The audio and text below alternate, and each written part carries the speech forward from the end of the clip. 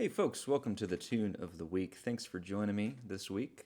We've got a great tune from David McLaughlin, a fantastic mandolin player who played with the Johnson Mountain Boys and plenty of other folks.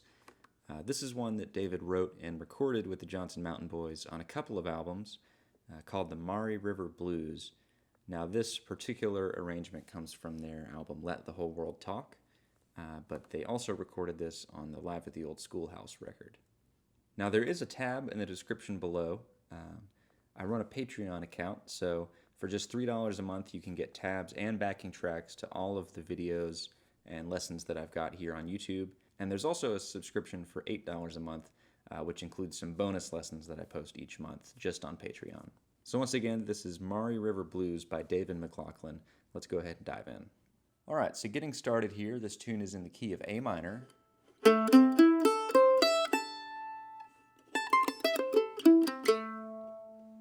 And it's going to have an A-A-B-B-A form. And that means that we're just going to play the A sections, then the B section, and then repeat the A section once before it moves on to the next break or solo. So I'll go ahead and play the first A section here, and then we can start to dissect some things. So 1, 2, 3.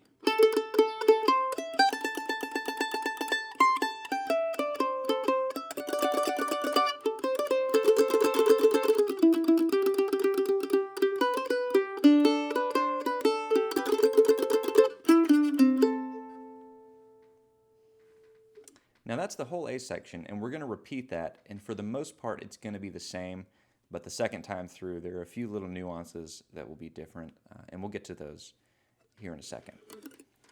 But for now, let's go ahead and check out that first A section and figure out how to play that.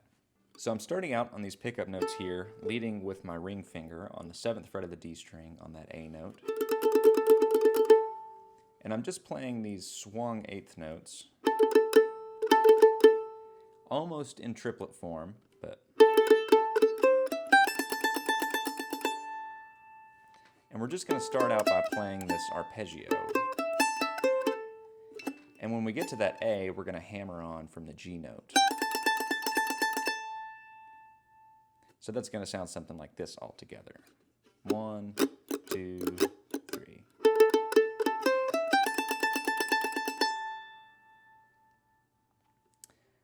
Now our next phrase is going to sound something like this.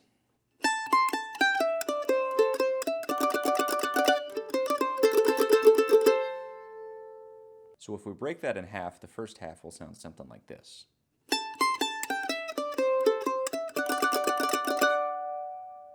So I'm basically playing an A minor scale, skipping over that F note.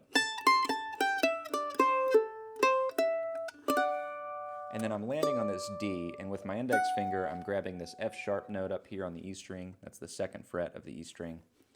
To play this D double stop, now most folks will be more familiar with this double stop fingered like this, which is the main way you would do it. But for the sake of this tune, it makes sense to do it with these two fingers. It's a little abnormal, but you get used to it pretty quick. Now the second half of that phrase is going to sound something like this. So when we put those together, it's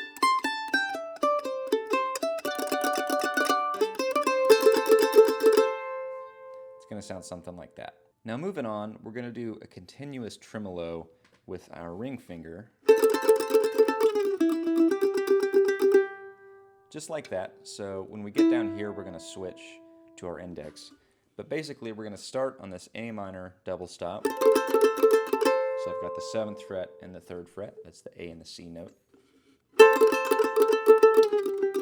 And then we're going to slide just this string with that finger to the 5th fret. And then catch that E note with our index finger. And then back to this G. So altogether, that will sound something like this.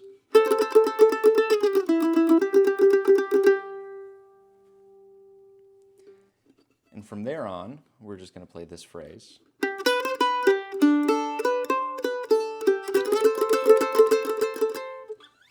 So basically, leading on this G,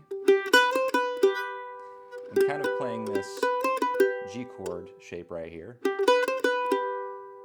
and then open D, open A, 2, 3, 2, open, 5, and then back to that double stop. So that'll sound something like this.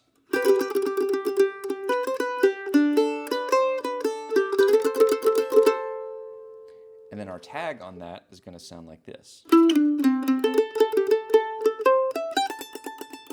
that's including the pickup notes to get to the second A part. So with our tag, I'm just sliding my ring finger down from the 9th to the 7th fret, and then grabbing the 5th fret with my middle finger so that my ring finger will be able to grab that 7th fret on the D string to create this A minor double stop. And picking wise, we're going to go down, down, down, down, up, up. This tune is mostly all downstrokes, but the faster tremolo sections or triplets are going to be alternating picking. So moving on into that B part, here's the set of pickup notes that's going to get us to that note. 1, 2, 3.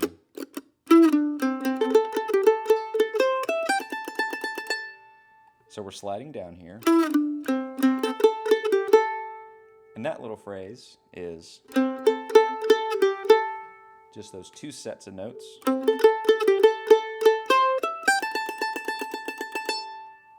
And back up there like we did the first time. So everything going forward is going to be mostly the same with just some slight differences.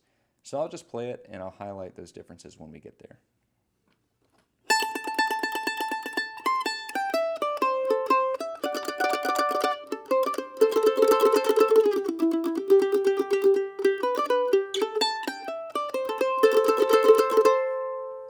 So our main difference here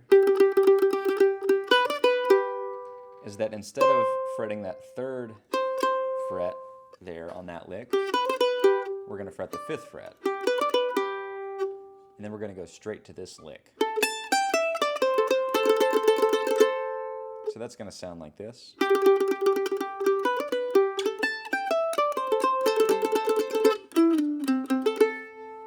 And same little ending there as the first time.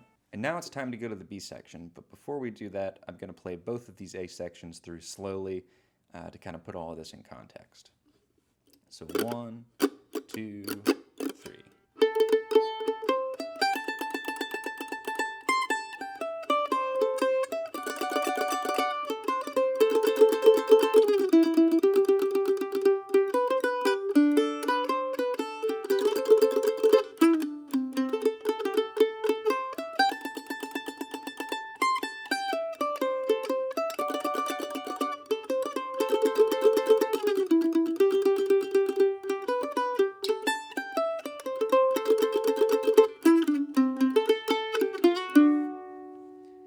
And now we're in the B section, which is going to be starting over that D chord.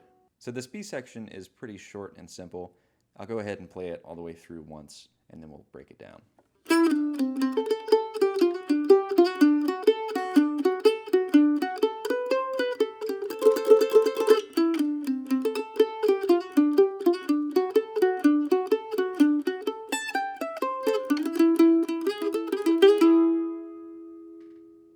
So we're going to start out on these pickup notes coming out of the A section, and those are going to sound something like this.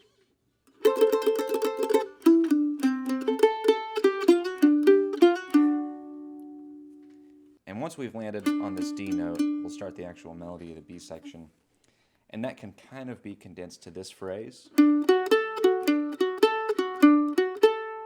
So we'll do that phrase 3 times, and then we'll play this lick the first go around. So altogether, that sounds like this.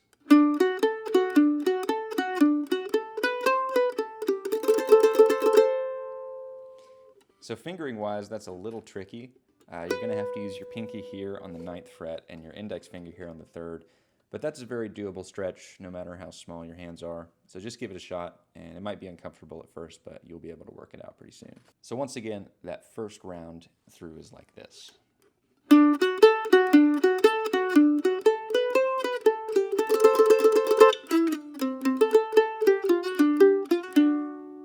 Same tag as we used to get into that first section of the B part.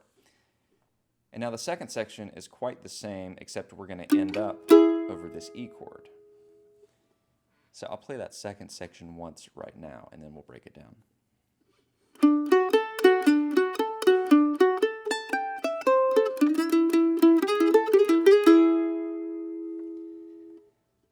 So we're going to start out by playing that 3 times, just like the first time. And then after we hit that A this time, we're going to play this lick. Pretty simple set of notes there. And then with our ring finger, this is a little bit tricky fingering, but with our ring finger, we're going to go ahead and slide straight to the 9th fret on the G string and play that.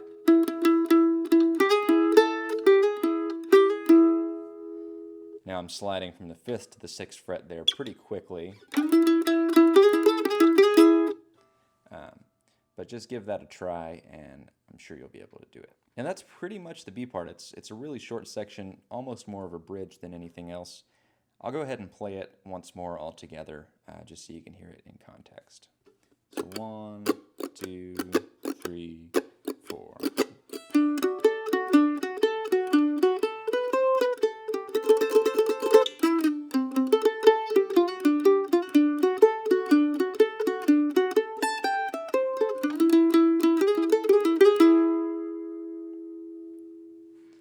Now moving on, we're going to go back to the A section, and we're just going to play it through once. A little bit of differences to the first couple of times we played it, but I'll highlight those when we get to them. So here's how this is going to sound.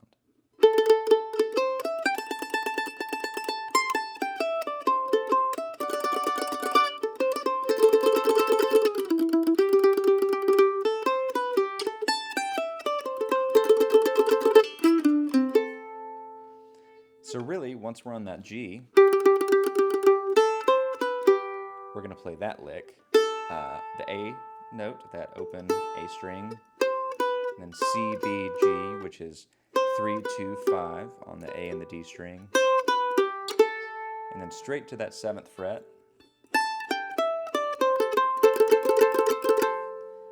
and just play that phrase that we used in the second B part to end it, and then that same little tag. And that's the whole tune. I'll go ahead and play that last A part once more slowly, just so you can hear it all together. 1, 2, 3.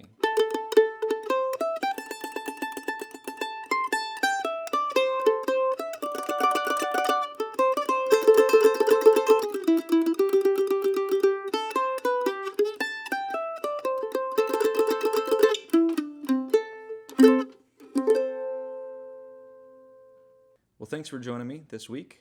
Every Saturday there's a new mandolin tune of the week, so make sure to subscribe, check out that Patreon, and keep coming back. Keep giving me a reason to do this. So I'll go ahead and play it once more. Feel free to play along. 1, 2,